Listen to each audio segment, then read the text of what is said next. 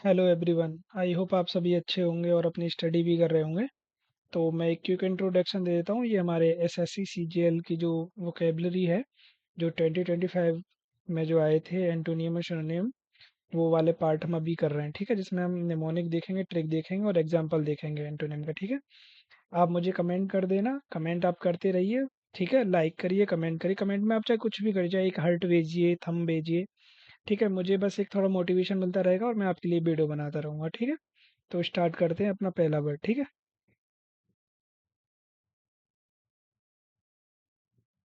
Okay, तो पहला word है अपना सॉर्डेड। सॉर्डेड का मतलब होता है गंदा, नीच या घटिया। ठीक है, जैसे बोलते हैं इंग्लिश में डर्टी, फिल्दी, वेल मीनिंग थी मीन। ठीक है, तो इसका होता है कि अगर इसका निमोनिक देखें तो इसका निमोनिक बनता है सॉर से सॉरी, और डीड। डीड का मतलब होता है काम, कर्म। जैसे बोलते हैं ना किसी के कर्म, तो वही कि घटिया काम करके सॉरी बोल देना कि सॉरी डीड, ऐसे करके कि अपने कर्मों के लिए वो सॉरी बोल रहा है। कि देखो कि कुछ ऐसा किया है इसने, पहले उसने रिश्वत लिया, फिर उसके लिए हाथ खड़े कर रहा है वो।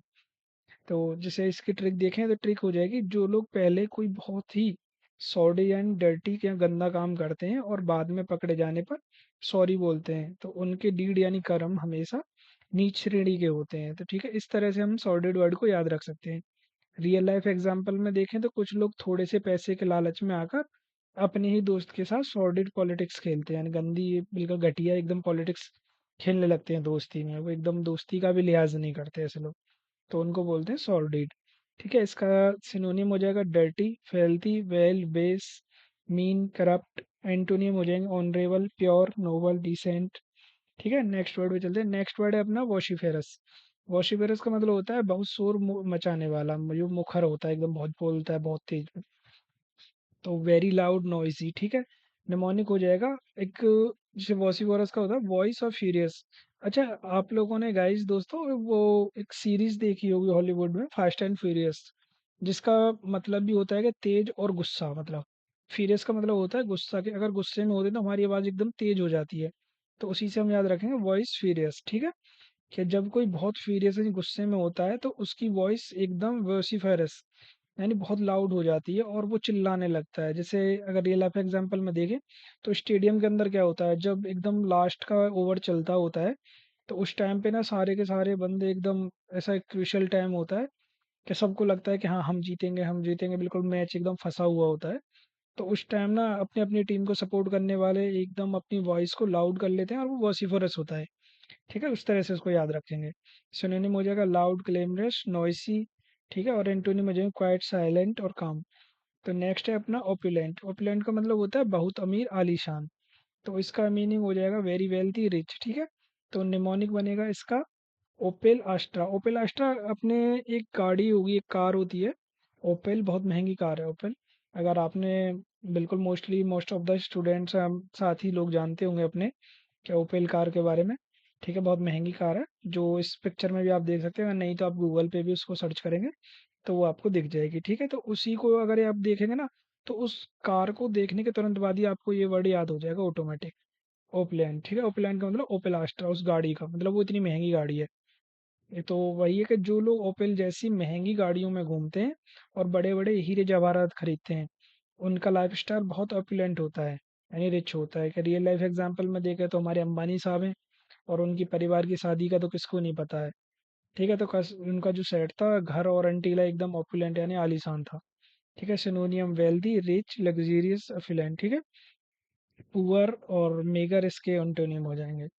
नेक्स्ट वर्ड है अपना फैसिनेटिंग। फैसिनेटर का मतलब होता है आकर्षक, मोहक।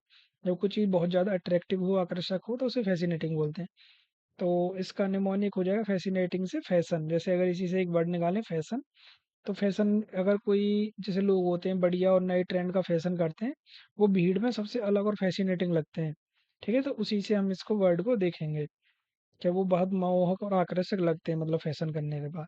रियल लाइफ एग्जांपल में देखें स्पेस और ब्लैक होल्स के बारे में, डॉक्यूमेंट्रीज, मूवीज देखना हमेशा से बहुत फैसिनेटिंग लगता है। आप भी देखते होगे तो बहुत सारी ऐसी मूवीज होती हैं जो स्पेस के बारे में बताती हैं, ब्लैक होल्स के बारे में बताती हैं। ठीक है, उनको देखना बहुत इंटरेस्टिंग होता है। तो सिनोनिम हो जाएंगे अट्रैक्टिव, स्पेल बाउंड। ठीक है, एंटोनिम हो जाएंगे बोरिंग, डल।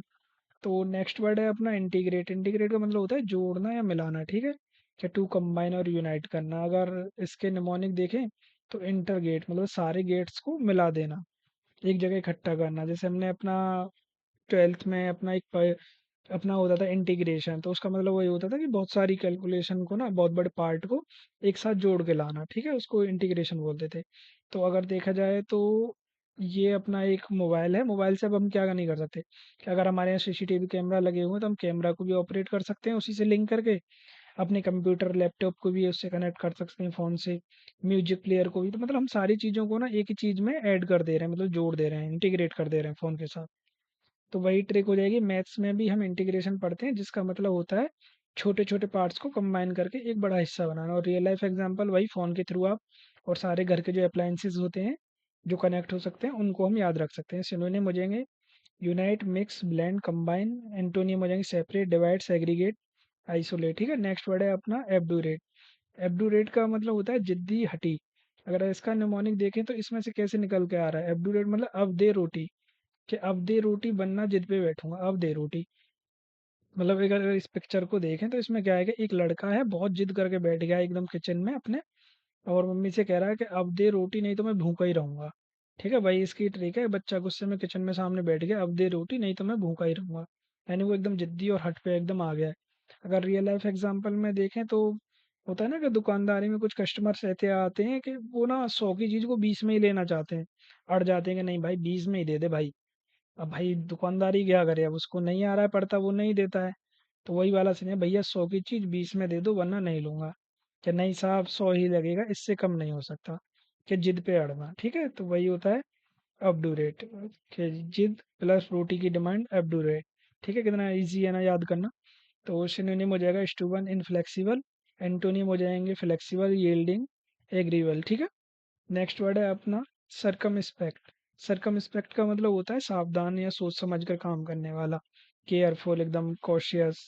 तो इसका निमोनिक हो जाएगा, अगर सरकमस्पेक्ट को देखें तो सर्कल में स्पेक्ट, मतलब चारों तरफ देखना। जब हम कभी रात को, रात के टाइम में जब बहुत ज़्यादा रात हो जाती है और सुनसान रास्ते से निकलते हैं तो हम अपने आसपास ना एक सर्कल के, मतलब एक तरह से सर्कल तो नहीं बनाते हैं ऐसा, तो एक एरिया, मतलब एक सर्कल टाइप अपनी आंखों से इतना एरिया हम कवर करके चलते हैं और उसको देखते चलते हैं एकदम इंस्पेक्ट करते हुए।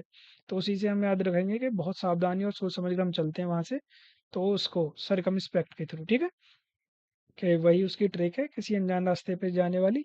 और रियल लाइफ एग्जांपल में हो जाए किसी भी नए बिजनेस में अपना पैसा इन्वेस्ट करने से पहले मार्केट का सरकम इंस्पेक्ट एनालाइज करना चाहिए। ठीक है, सावधानी से सोच समझ कर पूरा एनालाइज करके पैसे इन्वेस्ट करना चाहिए। तो सिनोनिम हो जाएंगे vigilant, alert, aware. Antonym careless, headless, unaware. ठीक है, नेक्स्ट वर्ड है अपना कोरस्केट। कोरस्केट का मतलब होता है चमकना, झिलमिलाना। ठीक है, तो टू साइन, स्पार्कल, ब्रिलियंटली। ठीक है, निमोनिक हो जाएगा कोरस्केट, यानी करोड़ों का शूट। अगर इसका एकदम साउंड्स देखें तो कैसे आ रहा है, कोरस्केट का, कोरस्केट, कोरस्केट, करोड़ों का शूट, करोड़ों का शूट। ठीक है, ऐसे ही, क्या करोड़ों का शूट। क्या भाई कोई नेताजी या पार्टी में आए भाई अच्छा खासा चमकता हुआ एकदम पहन के अपना कोट और सारी चीजें हैं तो एकदम चमक रहे हैं वो। तो वही उसका हो जाएगा ट्रिक। ठीक है, कि जब नेताजी शादी में करोड़ का सूट पहन कर आए तो वो सूट डायमंड की तरह पूरे हॉल में चमक गया। ठीक है, कि रियल लाइफ एग्जांपल में दिवाली के दिन पूरी दिल्ली की लाइट जो होती है दूर से देखो तो बिल्कुल कोरुस्केट यानी झिलमिला जाती हैं, एकदम झिलमिलाट करती रहती हैं। ठीक है, तो एक लाइन भी लिखी हुई है यहाँ इतनी प्यारी सी, जब स्टाइल चमके सब नजरें थमके। ठीक है, ये तो सिनोनियम हो जाएंगे ग्लिम, ग्लिटर, शाइन, लुमिनियस।